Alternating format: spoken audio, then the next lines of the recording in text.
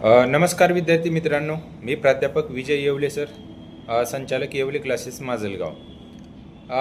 सध्या तुमचे 12वीच्या विद्यार्थ्याचे 10 फेब्रुवारीपासून बोर्डाचे पेपर सुरू होत आहेत आणि 10वीचे 20 फेब्रुवारीपासून.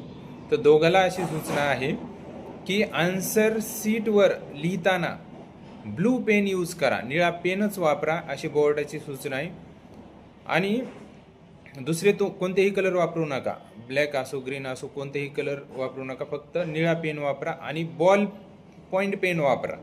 10वीच्याला पण सूचना आणि 12वीच्या विद्यार्थ्याला पण सूचना आहे. पॅड नेताना पारदर्शक असला पाहिजे, ट्रान्सपरंट पॅड न्यायचा आहे. पाण्याची बॉटल नेताना पण ट्रान्सपरंट पाण्याची बॉटल असली पाहिजे.